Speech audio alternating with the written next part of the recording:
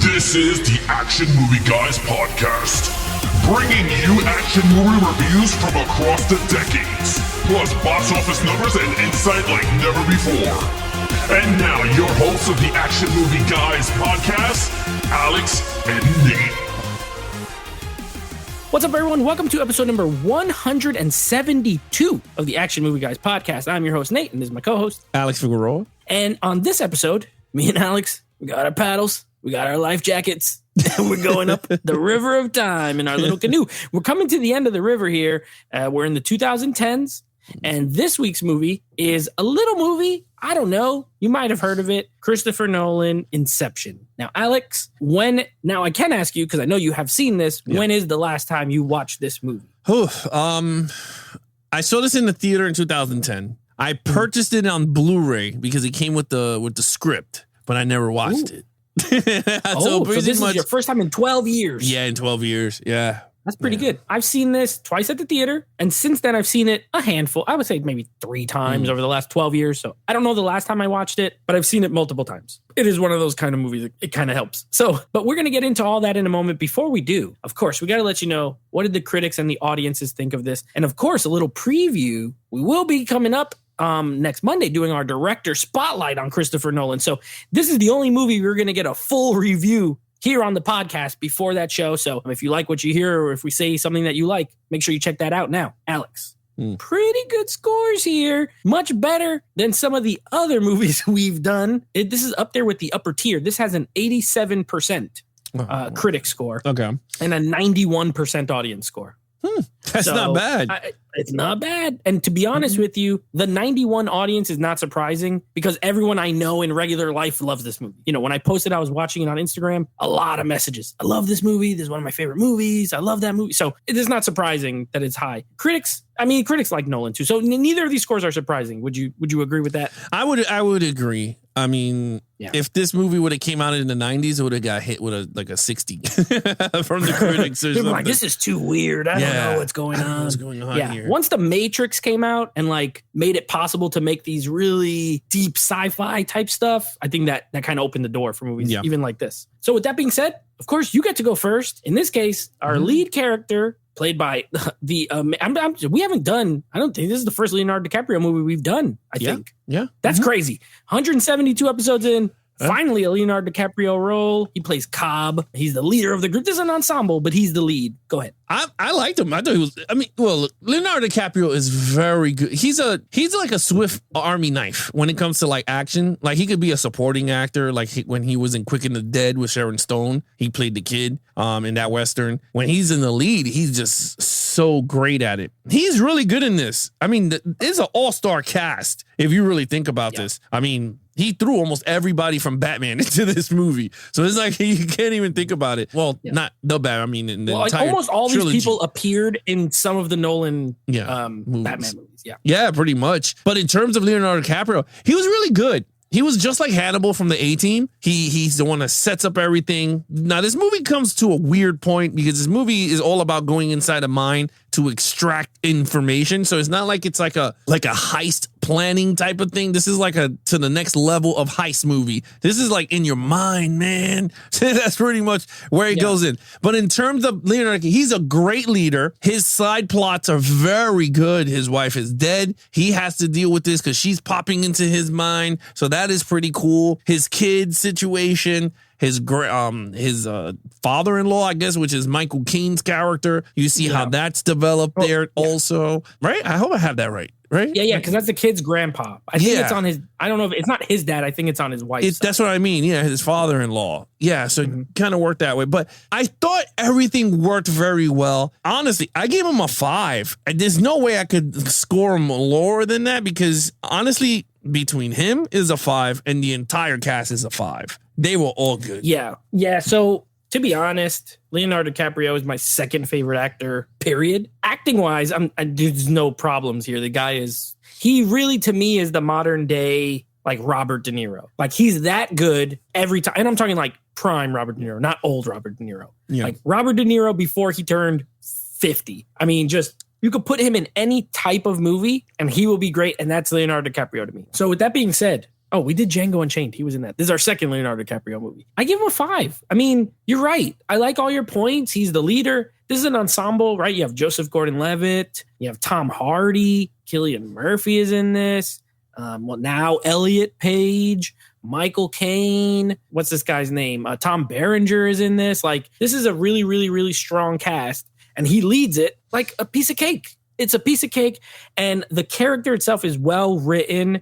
Like you said, he has layers. He can't go home. He has a good backstory because throughout this crazy mind bender of a movie, you slowly find out why he can't go home. They show why he can't get, Marion Cotillard's character out of his head. You know what I mean? His subconscious and all this stuff. Like, it's really well thought out, and he's a whole full character, and that's what I love really in any movie. But especially when you could have a character that's that well written in a movie with this many characters. If that makes sense. So I give him a 5. I'm right there with you. Dude, one thing I did learn from this movie, I will say, Tom Hardy, Christopher Nolan, got to do a Bond movie. Because let me just tell you. When he first meets him and he's like sitting at the cafe. Yeah. And they're talking and his legs folded. And I'm like, this guy could be James Bond, bro. Yeah. I've always said it. He can do it. And at the end of the movie, when he's in the snow scenery and he's in the snowmobile, I was like, yo, this dude Christopher Nolan could do a Bond movie. You can't tell me he cannot direct one. He can. He'll probably make one of the best Bond movies ever is probably what will happen. Tom Hardy can do it. He can do it because he got he's British, first of all. And he can play, even though he plays kind of rough and, tough guys. In this movie, he's the very classy sort of British. I 100% agree with you. Yeah. Now, main villain. Now, in this case, we're going to score Marion Cotillard's character because she essentially is the one that causes the most problems because this is not a traditional good guy versus bad guy like action movie. This is sci-fi action, but it's not that. It's not hero versus villain. So we're going to score her, though, because she leads to many issues for these characters. So go ahead. Yeah, I gave her a 4. I think she was really good. And again, she... in the non-reality, I guess you want to call it, in the mind, she's just there. She's like a malware type thing. She's just there to just stop him at all costs. I mean, you get to learn throughout the movie why certain things happen. I enjoyed it. I thought it was really good. It brought in a lot of tension into the group because Elliot Page's character, pretty much was like, you got to tell your team because you're like, look. The cool thing about this movie is he does not tell them. Everything gets thrown off because of his wife coming in and screws everything up. Everything was going to plan until she was like, I can't tell you because she's going to show up. And he said it and she showed up and I loved it because he had to shoot her and it was just like so much stuff. And I was like, this is actually really good. She was really good. She was a psychotic person in that world. So I give it a 4. I thought she was great. Yeah, I agree. I gave the same score. I gave her a 4. She doesn't fight. This is not a fight villain. This is even worse because it's like in his mind. She's dead. She doesn't even exist. But this version of her that lives in his memories that he can't get rid of, every single job they do, she ruins it. Even the first one, even the opening of the movie where like, okay, this movie throws you right in and you don't even know what's happening, right? She's there. She's there ruining crap all the time. It leads to a lot of issues. So I can't give her a perfect 5, but I will give her a 4. And Marion Cotillard, she's great. I mean, she's an Oscar-winning actress. She's great in the role. She's beautiful and she's bad. And there's just like, it's like at one moment you're looking at her and you're like, man, this is such a gorgeous woman.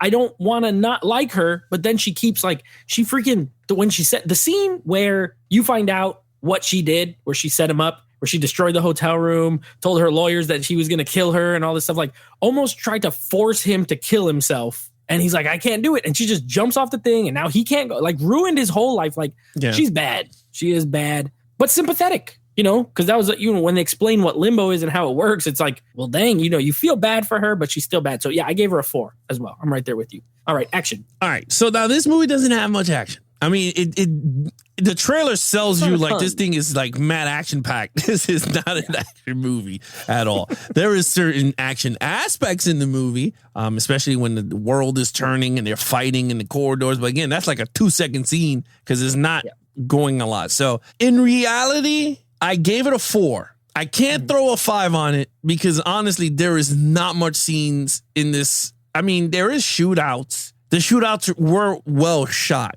But again, I mean, I would like to have it at least more than, I would like to say if there's more than 10 minutes, then I could go, okay, I'm going to slap a 5 on this regardless of what the story is about. But there was not enough that I could say is past 10 minutes. Honestly, you got the scene in the hallway. You do get the ending.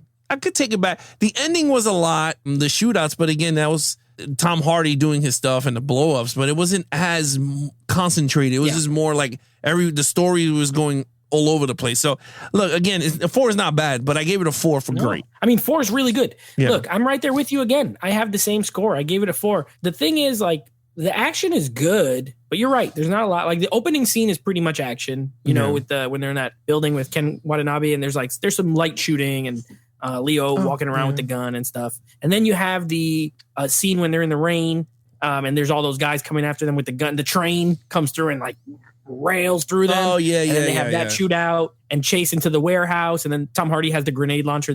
I always love that part. It's hilarious because like it's all in the dream, and all Joseph Gordon-Levitt has is a regular gun, and this guy's like a gigantic grenade launcher. And he makes fun of him.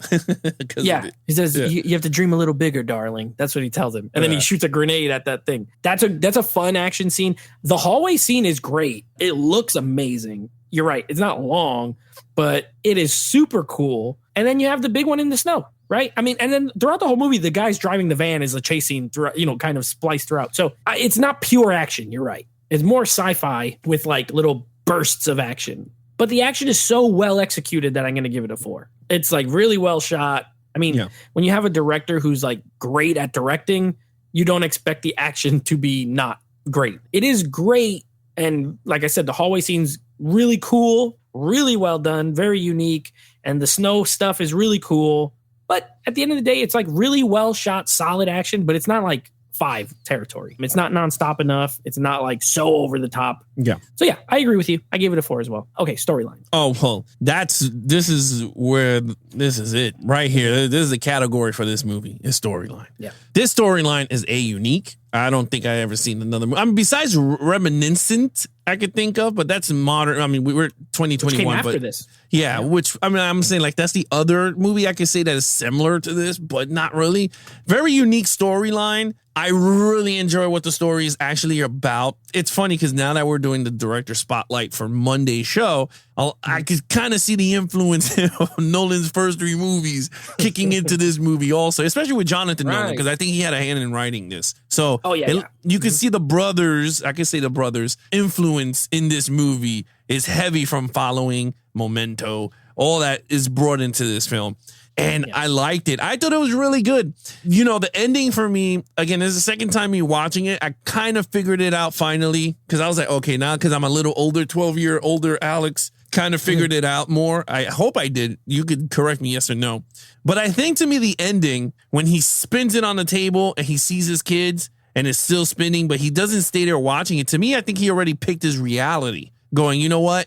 I don't give a shit if this is going to fall or whatever because he's with his kids. Like, I think he accepted that if he's not in the whatever he's in or not. So I think, to me, I think he accepted where he is and what reality he's in. Because honestly, you really don't know if he's in reality because the thing starts to it starts to just go side to side to side. And you really don't know if it fell. Again, I didn't see the extra credit scene if there was. I just stopped the movie because I had to get this show going. But other than that, they did have a? No, that's the end. Oh, okay. Yeah, so to me, that's what I got from the ending. Like, he picked his reality. Because, again, this movie has layers upon layers. And sometimes you do kind of get lost. It's like 3 dream sequences they go in. I mean, they go deep into someone's dream. And then they go into purgatory, which my wife thought it was pretty interesting that I said that. Because I felt like they went into purgatory to pull out Scarecrow. Limbo. Yeah. Yeah. Limbo dude. Yeah, so and then he had to do the same thing for Sakatomi or whatever his name was, the Japanese character. Yeah. Sato, was it? Sato, I think it is. Yeah, something like that. So I felt like they had to kill themselves to go into purgatory and then rip each other out by shocking themselves and pull out. So I thought that was pretty cool. I mean, again, It's my interpretation because, again, this movie has so many, like, everyone's going to have a way that they watch this movie. And that's a cool thing about Nolan movies when they're like this. Because I'm telling you, when you guys watch the first 3 movies, there's a lot. You start thinking like, what's going on. Yes, It's not like the Batman. It's not like the other stuff that came down, like Dunkirk or anything like that. But this movie, I'm giving this a flat 5. It was excellent executed. I think Jonathan Nolan, if he wrote this movie, I hope he did write this movie. I think he was one of the writers. Written by Christopher Nolan. Okay, just Christopher Nolan. He basically wrote everything down and was like, I'm not going to leave any stones unturned in this script to have people screwed up. Like he did every great job here. I'm going to give it a 5. Yeah. Here's what I love about this. This has the Total Recall ending, right? Like, you could choose. Now, personally, a couple of things that make me think, well, one, they did the job and he was able to go home. One, the top, it wobbles enough. And even though they don't show it fall, when you see it spin in the actual dream world, it is tight. It doesn't wobble. It is a perfect spinning top that never stops. So even just the wobbles to me, but the one other clue is any single time that DiCaprio's character Cobb is in the dream world, he has his wedding ring on. Every single time he has a wedding ring on. And whenever he's in the real world, he does not have a wedding ring on. And in the last scene, he does not have a wedding ring on. So means 2 things. Either when he decided to finally give up on Maul, that the wedding ring came off in the dream world. You could look at it that way. Or the way I look at it is just, it is a context clue of where he is within the reality. So you're right. You could look at it either way. You can really look at it either way. It works. Both ways work, in my opinion. The story's a 5. This is a mind bender. Yeah, it's a little dense, a lot dense. I know a lot of people complain about Elliot Page's character being just there for exposition. But to be honest, exposition helps in movies like this. You don't always have to be so ambiguous and vague that your audience just never knows what's going on to be cool. You know what I mean? Like, I don't like feeling like I have no clue of what's happening. So I don't mind exposition in a lot of cases. And this is one of those cases. Like, I don't mind it. Explain it to me so that way I can enjoy the movie more as it's going. And even with the exposition, there's a lot of stuff that's like, it's hard to follow. So it's very well written, though. It's a very well thought out idea. You're right. This is a heist movie where what they steal is ideas or thoughts. And then what Inception is the reverse, where they're trying to place an idea in the person's head. Yeah. So it's like a reverse heist movie. Instead of trying to steal stuff, they're trying to put stuff in the vault, basically. Yeah. A very cool concept. It's like Ocean's 11, but with sci-fi. Yeah, that's a good one. It's a team. Yeah, so I love this. I love this story. I think it's super creative. I think it's extremely well thought out. It's well written. It's well acted. I give it a 5. Okay, overall. It's pretty funny because, we set everything on in this. And you're right. Mm-hmm. I'm not a big guy on, like, movies that yap. Like, I'm very shocked that this is a movie that I enjoyed and liked a lot. Because the thing is it falls in the element for me like X-Files. X-Files have a lot of storylines like this, whether it's a 3-episode arc that is just like this. It's just back and forth. You really don't know. But I enjoy it. If you write it in a way that it's very well thought out and it makes sense and I feel like I'm in the journey with the character, I'm all in. You got me. But if there's a hair of something off, misinformation, and I start to go, what is this? And I'm done. I'm like, oh, this shit is whack. Like, I'm not going to continue. I'm out of here. I'm done. I'm basically turn off my brain and start watching action movie, like the whole action parts. But this movie doesn't do that. The movie really starts you off with Leonardo DiCaprio, and you're really sucked into it because then you see all this mind-bending shit. The water's kicking in, and you're like, oh, snap. Even the scene that I thought was hilarious is when they go under, and they all get mad at the guy who developed the serum. Because he had to pee and it starts to rain. Yeah, so it's raining. Yeah. Yeah, he was like, you couldn't empty your bladder out. And he goes, I'm sorry, man. And it started to rain. He's like, I had 3 glasses of champagne. Yeah. So I thought that was hilarious. Like, now you knew when you go under, when it starts to rain, is that you had to pee and you couldn't freaking do nothing. So, like, stuff like that was funny. And again, this movie was really well thought out. Very, very well thought out. And I liked it. It was very cool.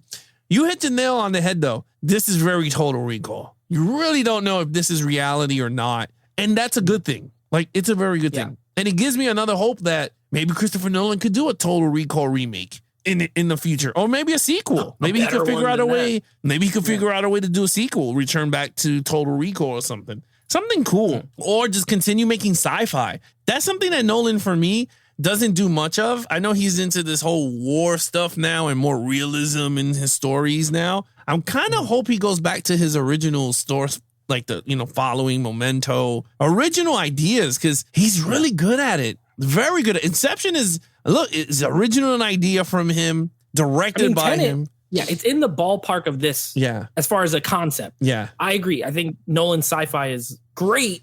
I wish he'd flip-flop. Do some like thrillers, some sci-fi. I don't need historical movies from him, personally. I agree with you. I saw Dunkirk. I mean, again, it's been a while. But when we see something like that, I'm going, hey, man, it's like James Cameron. Excellent action director, but stuck in this damn Avatar shit. Yeah, exactly. So, like, for me, Nolan is like a type of guy for me, like Ridley Scott. He could direct an Aliens movie. And I think he'll do a crazy job with Aliens because he's more detailed to the script. Like, it's not like he throws shit on the screen. It looks like he's really thought out on the script that he does. Like, okay, this has to make sense for me to put it up on the... And I think he will kill it, man. I think he'll kill it on the reboot of Total Recall, 007, Aliens. I mean, hell, anything sci-fi, even Blade Runner. You could be like, yo, this dude could do a Blade Runner. An amazing Blade Runner movie. Yeah. I mean, I did love 2049, but Nolan would also knock that out of the park. Yeah. Yeah, so he has that visionary. But anyway, I mean, we're already doing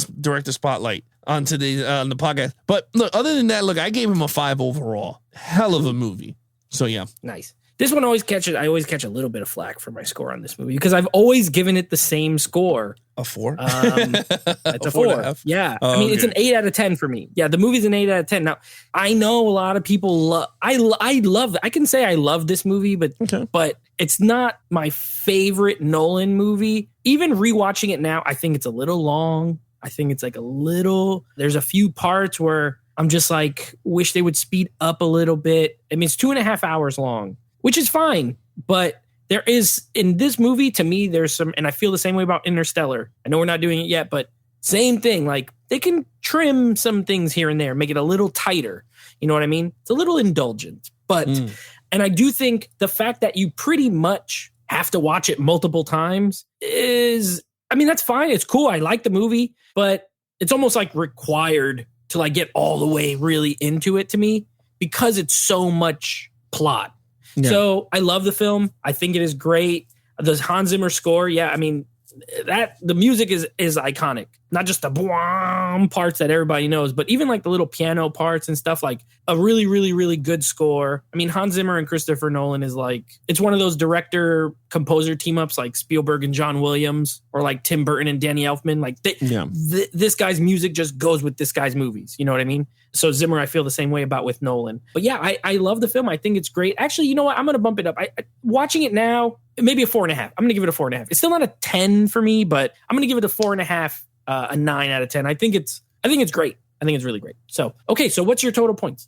Total points is a 23. 22.5 for me. So I'm half a point under. Yeah. I mean, I never tell people this is a great action movie, but it's a great movie. Yeah. With some action. We've done a few of these where it's like they're really great, but they're not pure action. But you should still watch it, even if you love action movies, go with it. But if you love sci-fi, go with it. If you just love great movies, watch it. So that is Inception. Again, you'll hear more, and you'll hear our rankings of where me and Alex rank this within the Nolan filmography on our director spotlight over on YouTube. Next week, we got a couple new movies. We got Octopussy in our Roger Moore watch through, and our next 2010s movie. I don't care what anyone says. I love this movie. It was my number 1 the year it came out. It's from my favorite director of all time. You guys voted for it. Ready Player One, Steven Spielberg movie. So I'm interested. I have not watched it. When the 4K first came out, that's the last time I watched it. I bought it. I watched it right away. So it's been a couple years. I'm interested to revisit it, but I love it. We'll see if I still love it. I don't know. So those are our next 2 movies. Yeah, I haven't seen that one in a long time, you too. Yeah. It'll be interesting to sit back and see it. But other than that, if you guys want to follow us on our social media accounts, please follow Nate over on Instagram at Nateflix Reviews. Check out the podcast with him and his friends called Nateflix Movie Reviews. Anything action movie, guys, head over to youtube.com/geeksandflix or check out our website at www.geeksandflix.com where we have the entire podcast there at your disposal for audio and video. You can check out the Patreon if you want to catch our behind the scenes making of the podcast. All the details are there at www.geeksandflix.com. Other than that, he is your host, Nate from Nate Flicks Reviews. I'm his co-host, Alex Figueroa. Be awesome to each other and geek out.